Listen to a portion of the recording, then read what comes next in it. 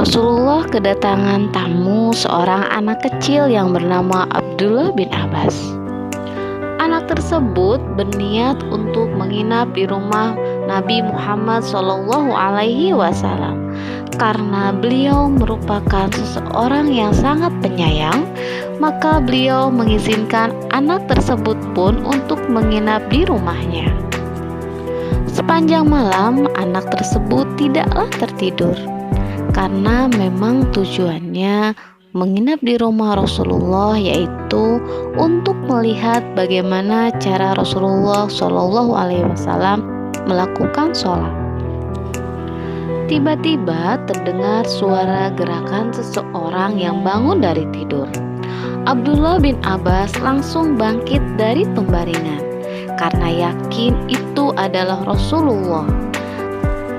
Abdullah bin Abbas pun segera menyiapkan bejana yang berisi air. Rasulullah keluar dari kamarnya dan ia terkejut melihat Abdullah bin Abbas.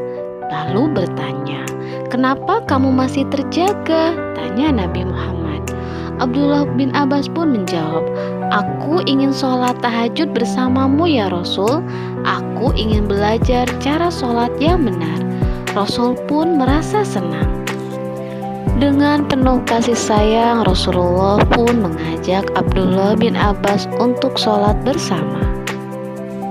Ketika Abdullah bin Abbas sholat di belakang Rasulullah, maka Rasulullah menarik Abdullah bin Abbas untuk sholat di samping beliau. Akan tetapi Abdullah bin Abbas merasa tidak enak hati. Lalu Rasulullah pun berkata, "Kenapa kamu mundur ke belakang? Ayolah berdiri dekat di sampingku." Abdullah bin Abbas mengutarakan alasannya, "Wahai Rasulullah, engkau adalah manusia pilihan. Engkau adalah utusan Allah. Tak pantas aku berdiri sejajar berdekatan di sampingmu." Nabi Muhammad bukanlah seorang pemimpin yang sombong, sehingga anak kecil pun tetap diajaknya untuk sholat di samping beliau. Saat Rasulullah meminta kembali Abdullah bin Abbas untuk sholat di samping beliau, Abdullah bin Abbas pun dengan senang hati menerimanya. Akhirnya Abdullah bin Abbas dapat belajar sholat langsung dari Rasulullah SAW.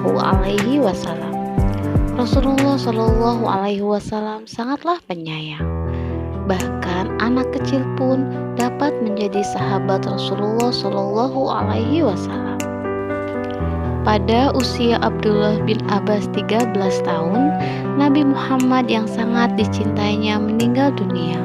Abdullah bin Abbas pun merasa sangat sedih. Walaupun Nabi Muhammad SAW sudah meninggal dunia, Abdullah bin Abbas tetap semangat mencari ilmu kepada para sahabat Nabi Muhammad SAW. Dari kisah ini dapat kita teladani sikap terpuji Nabi Muhammad SAW. Di antaranya bersifat tidak sombong dan menyayangi kepada sesama.